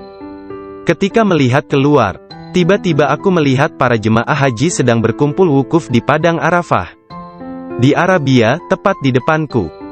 Lalu aku segera pergi menemui ibuku, yang waktu itu sudah menjadi janda, dan meminta kepadanya, kirimlah aku ke jalan kebenaran, dan berilah aku izin untuk pergi ke Baghdad, untuk mendapatkan ilmu pengetahuan bersama-sama orang bijak, dan orang-orang yang dekat kepada Allah Azza wa Jalla. Ibu bertanya kepadaku, apa alasan permintaanmu yang tiba-tiba tersebut? Aku mengatakan kepadanya, apa yang telah terjadi pada diriku. Beliau menangis mendengar ceritaku, lalu mengeluarkan 80 keping emas. Semuanya adalah warisan ayahku. Dia menyisihkan 40 untuk saudaraku yang laki-laki. 40 keping lainnya dijahit di bagian ketiak mantelku. Kemudian dia mengizinkan untuk meninggalkan dirinya. Sebelum membiarkan aku pergi, beliau menasehatiku, bahwa aku harus berkata benar, dan menjadi orang yang jujur apapun yang terjadi. Ibu melepas kepergianku dengan kata-kata, mudah-mudahan Allah melindungi dan membimbingmu wahai anakku. Aku memisahkan diriku sendiri dari orang yang paling mencintaiku karena Allah. Aku tahu bahwa aku tidak akan dapat melihatmu sampai hari pengadilan terakhir tiba. Aku bergabung dengan sebuah kafilah yang pergi ke Baghdad. Ketika kami telah meninggalkan kota Hamadan, sekelompok perampok jalanan, 60 penunggang kuda yang gagah menyerang kami. Mereka mengambil segala sesuatu yang dibawa kafilah tersebut. Salah seorang di antara mereka datang kepadaku dan bertanya, hai anak muda, harta apa yang engkau miliki? Aku menceritakan kepadanya, bahwa aku memiliki 40 keping emas. Dia bertanya, di mana kau simpan? Aku mengatakan, di bawah lenganku. Dia tertawa dan meninggalkanku sendiri. Penjahat lainnya datang dan menanyakan hal yang sama. Dan aku pun mengatakan hal yang sebenarnya. Dia juga meninggalkanku sendirian. Aku pikir mereka pasti hendak mengadukan hal tersebut kepada pemimpinnya, di mana mereka sedang membagikan hasil rampasan. Pemimpin mereka bertanya tentang barang berharga milikku. Aku mengatakan kepadanya, bahwa aku memiliki 40 keping emas, yang dijahit di mantelku di bawah ketiak. Pemimpin perampok lalu mengambil mantelku dan merobek di bagian lengannya, dan menemukan emas tersebut. Kemudian dia menatap takjub kepadaku dan berkata, uangmu telah aman.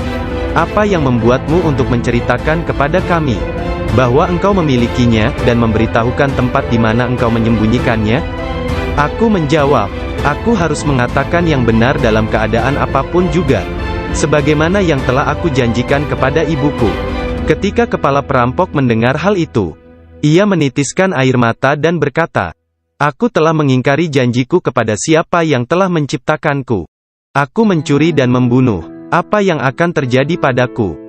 Kemudian anak buahnya memandangnya sambil berkata, engkau telah menjadi pemimpin kami selama bertahun-tahun dalam perbuatan dosa ini. Sekarang juga engkau tetap menjadi pemimpin kami dalam penyesalan. Ke-60 orang itu memegang tanganku, dan menyatakan penyesalannya serta keinginannya untuk mengubah jalan mereka. Mereka merupakan orang pertama yang memegang tanganku, dan mendapatkan ampunan untuk dosa-dosa mereka. Ketika Syekh Abdul Qadir Al-Jailani tiba di Baghdad, beliau berusia 18 tahun. Tatkala dia mencapai pintu gerbang kota, Nabi Khidir muncul dan menghalanginya untuk memasuki kota. Nabi Khidir berkata kepadanya, bahwasanya hal itu ia lakukan atas perintah Allah, agar ia tidak memasuki kota Baghdad hingga 7 tahun ke depan. Nabi Khidir membawanya ke sebuah runtuhan di gurun pasir dan berkata, diamlah engkau di sini dan jangan meninggalkan tempat ini. Syekh Abdul Qadir Al-Jailani tetap tinggal di sana selama 3 tahun. Setiap tahunnya Khidir datang kepadanya, dan berkata kepadanya di mana dirinya harus tinggal. Syekh Abdul Qadir Al-Jailani bercerita tentang masa 3 tahun yang dilaluinya tersebut. Saat dalam proses mujahadah dan riyadah. Selama aku tinggal di gurun, di luar kota Baghdad, semua keindahan dunia telah datang menggodaku.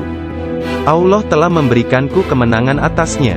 Nafsuku mengunjungiku setiap hari, dalam wujud dan bentukku sendiri dan meminta untuk menjadi temannya. Ketika aku akan menolaknya, ia hendak menyerangku. Allah memberiku kemenangan dalam perlawananku. Dan pada waktunya, aku dapat menjadikannya tawananku, dan menahannya bersamaku selama tahun-tahun itu, serta memaksanya untuk tinggal di runtuhan padang pasir. 1 tahun penuh, aku telah makan rerumputan dan akar-akarnya yang kutemukan. Dan aku tidak minum air apapun. Tahun yang lain aku minum air, tetapi tidak makan apapun. Tahun selanjutnya aku makan, tidak minum ataupun tidur. Sepanjang waktu itu, aku hidup dalam runtuhan dari istana raja-raja kuno Parsi di Kurd. Aku berjalan dengan kaki telanjang, tanpa alas kaki di atas duri padang pasir, dan tidak merasakan apapun. Setiap kali aku melihat sebuah batu atau bukit yang terjal, aku memanjatnya. Aku tidak memberikan istirahat 1 menit pun, atau menyenangkan nafsuku kepada keinginan-keinginan rendah badaniyah jasmaniku. Pada akhir dari masa 7 tahun itu, aku mendengar satu suara pada suatu malam. Hai Abdul Qadir, engkau sekarang diizinkan memasuki kota Baghdad. Aku tiba di Baghdad dan melewatkan beberapa hari di sana. Tetapi aku tidak dapat berada di sana dalam keadaan yang penuh hasutan, kejahatan, tipu daya, yang telah menjadi kebiasaan kota. Lalu untuk menyelamatkan diriku sendiri dari kejahatan kota, yang telah mengalami kemerosotan akhlak guna menyelamatkan keimananku, aku meninggalkannya. Hanya kitab suci Al-Quran yang kubawa bersamaku. Saat tiba di pintu gerbang, dalam perjalanan untuk berkholwat di padang pasir, aku mendengar satu suara, kemana engkau hendak pergi? Kata suara itu, kembalilah, engkau harus melayani orang-orang. Apa yang dapat kupedulikan tentang orang lain, sanggahku. Aku ingin menyelamatkan keimananku. Kembalilah dan jangan pernah merasa bimbang terhadap keimananmu. Suara itu melanjutkan, tidak ada sesuatu pun yang akan membahayakanmu. Aku sungguh tidak dapat melihat orang yang berkata tersebut. Kemudian sesuatu terjadi padaku. Aku terputus dari keadaan lahiriah, lalu tenggelam dalam keadaan tafakur. Sampai hari berikutnya, aku memusatkan pikiran pada sebuah harapan dan berdoa kepada Allah, agar Dia membukakan selubung untukku, sehingga aku tahu apa yang harus aku lakukan. Hari berikutnya, ketika tengah berkeliling di sebuah permukiman bernama Muzafariyah, seorang lelaki yang sebelumnya tidak pernah kulihat, membuka pintu rumahnya dan mempersilakanku untuk masuk. Mari Abdul Qadir. Ketika aku sampai di pintunya, dia berkata, katakan kepadaku, apa yang engkau harapkan dari Allah? Doa apa yang telah engkau panjatkan kemarin? Saat itu aku ketakutan. namun diliputi penuh ketakjuban. Aku tidak dapat menemukan kata-kata untuk menjawabnya. Lelaki itu memandang ke wajahku, dan menghempaskan pintu dengan kasar, hingga membuat debu yang berkumpul di sekelilingku terbang menutupi seluruh tubuhku. Aku berjalan pergi sambil mempertanyakan apa yang telah kuminta dari Allah sehari sebelumnya. Kemudian ingatlah aku segera balik arah untuk kembali, dan mengatakan kepada lelaki tersebut. Tetapi aku tidak dapat menemukannya, baik rumah ataupun dirinya. Aku sangat bimbang, ketika menyadari bahwa dia adalah seorang yang dekat kepada Allah Ta'ala. Sungguh, akhirnya aku mengetahui, beliau adalah Syekh Hamad Ad-Dabas yang telah menjadi guruku. Pada suatu malam yang dingin dan hujan gerimis, satu tangan yang tidak terlihat jelas membawa Syekh Abdul Qadir Al-Jailani ke tempat bermalam para sufi atau zawiyah milik Syekh Abdul Hamad bin Muslim Ad-Dabas. Syekh yang mengetahui berkat ilham ilahiyah tentang kedatangan Syekh Abdul Qadir Al-Jailani menutup pintu-pintu tempat menginap sufiyah dan memadamkan lampu. Ketika beliau duduk di ambang pintu yang terkunci, beliau tertidur dan mimpi basah di malam hari. Lalu dia mandi di sungai dan mengambil wudhu. Dia tertidur lagi. Kejadian tersebut berulang sampai 7 kali pada malam itu. Maka beliau kembali mandi dan berwudu menggunakan air yang sedingin es. Pada esok harinya, pintu gerbang telah terbuka, dan Abdul Qadir memasuki tempat penginapan sufi. Syekh Hamad Ad-Dabas berdiri menyambutnya sambil meneteskan air mata gembira. Dia memeluknya dan berkata, "Wahai putraku Abdul Qadir, keberuntungan adalah milik kami hari ini, tetapi esok, hal itu akan menjadi milikmu. Jangan pernah meninggalkan tarekat ini." Syekh Hamad Ad-Dabas menjadi guru pertama Syekh Abdul Qadir Al-Jailani dalam ilmu pengetahuan tentang kesufian. Dengan memegang tangannya dia mengucapkan sumpah atau berbaiat dan mengikuti jalan kaum sufi. Syekh Abdul Qadir Al-Jailani menceritakan, "Aku banyak belajar dengan guru di Baghdad. Tetapi setiap kali aku tidak dapat memahami sesuatu, atau menemukan secara kebetulan suatu rahasia yang ingin aku ketahui, Syekh Hamad Ad-Dabas menerangkannya kepadaku. Kadang-kadang aku meninggalkannya, untuk mencari pengetahuan dari syekh yang lain tentang tauhid, hadis, fikih dan ilmu-ilmu lainnya. Setiap kali aku kembali, beliau berkata kepadaku, 'Dari mana saja engkau?' Kita telah memiliki demikian banyak makanan yang sangat bagus untuk tubuh, pikiran dan jiwa kita, sementara engkau telah pergi, dan kami tidak dapat menahan sesuatu untukmu." Pada waktu lain, beliau berkata, "Demi Allah, kemanakah engkau pergi? Adakah seseorang di sekitar sini, yang mengetahui lebih banyak daripadamu?" Para darwis atau para sufi akan mengusikku secara terus-menerus dan berkata, "Engkau adalah seorang ahli hukum atau ahli fikih, ahli sastra, ahli pengetahuan dan seorang ulama atau alim syariat. Urusan apa yang engkau miliki di antara kita? Mengapa engkau tidak keluar dari sini?" Syekh Hamad Ad-Dabas memarahi mereka dan berkata, "Betapa memalukan kalian ini. Aku bersumpah bahwa tidak ada seorang pun seperti dia di antara kalian. Tidak ada seorang pun di antara kalian yang akan naik di atas jari kakinya. Jika kalian berpikir aku kasar terhadapnya dan engkau meniruku, aku melakukannya untuk membawanya kepada kesempurnaan dan mengujinya. Aku melihat dia dalam dunia spiritual yang keras seperti batu, besar seperti gunung." Syekh Abdul Qadir Al-Jailani merupakan contoh tauladan terbesar dari kenyataan bahwa dalam Islam, mencari ilmu pengetahuan adalah kewajiban suci untuk semua orang, laki-laki dan perempuan dari ayunan hingga liang kubur. Dia menjadi orang bijak terbesar di zamannya. Dia menghafal Al-Quran Al-Karim, dan mempelajari penafsirannya dari Ali Abul Wafa Al-Kail, Abu Hatab Mahfuz, dan Abul Hasan Muhammad Al-Qadi.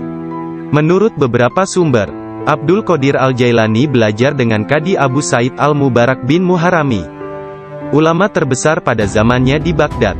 Meskipun telah mempelajari ilmu-ilmu pengetahuan tentang jalan mistik dari Syekh Hamad Ad-Dabas, dan memasuki jalan tasawuf melalui tangannya, namun Syekh Abdul Qadir Al-Jailani telah diberi hirkah, jubah kesufian, sebagai simbol dari jubah Rasulullah oleh Qadi Abu Said.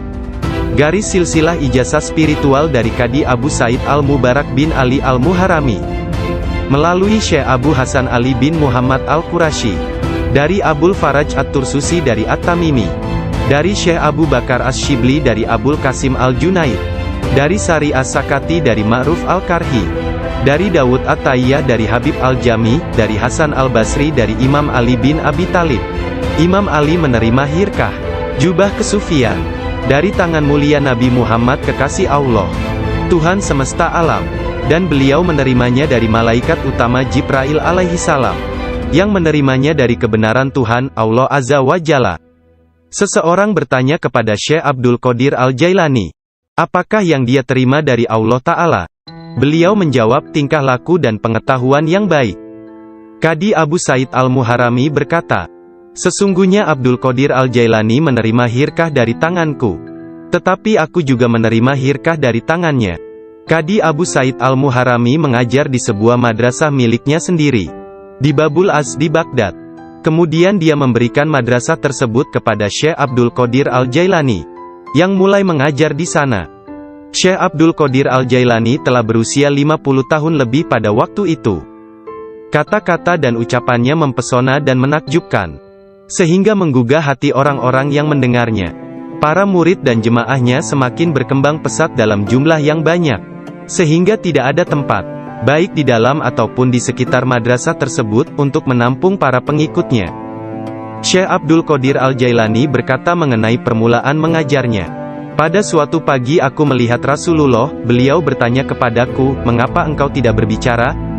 Aku berkata, aku adalah orang Persia, bagaimana aku dapat berbicara dengan bahasa Arab yang indah dari Baghdad?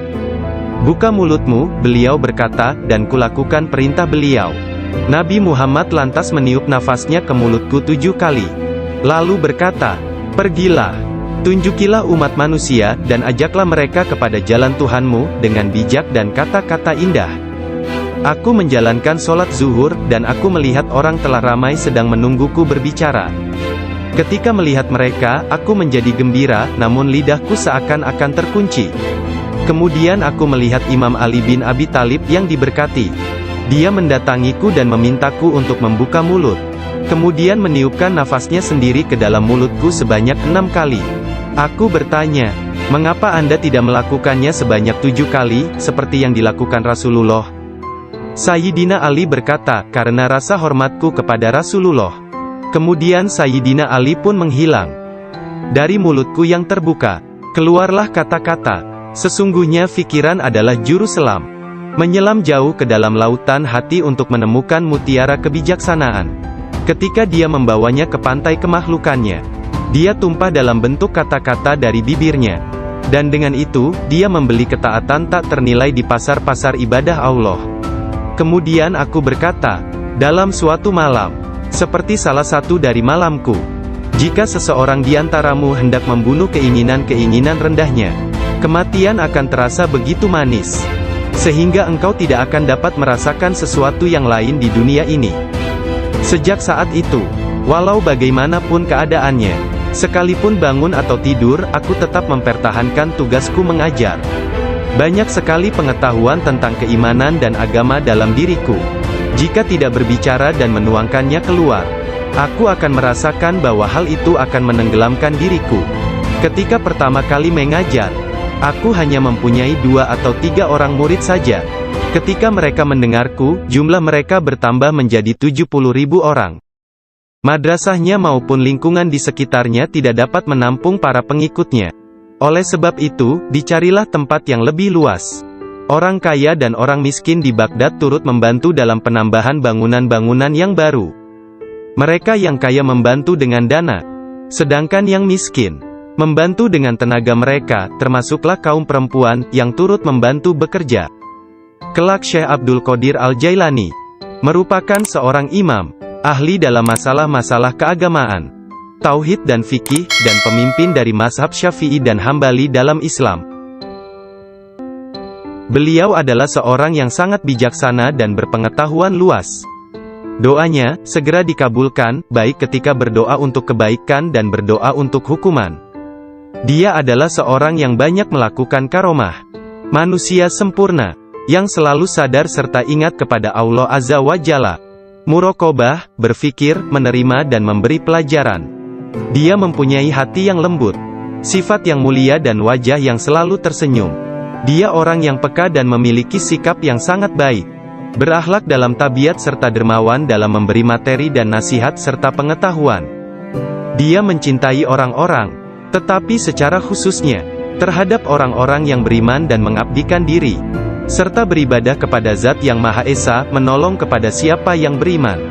Dia tampan, selalu berpakaian rapi, pembicaraannya tidak berlebihan dan sia-sia. Apabila berbicara, meskipun dia berbicara dengan cepat, tetapi setiap kata dan suku katanya yang keluar, terdengar jelas. Beliau berbicara dengan penuh keindahan, dan dia berbicara kebenaran. Berbicara tentang kebenaran tanpa ragu-ragu, mengatakan kebenaran.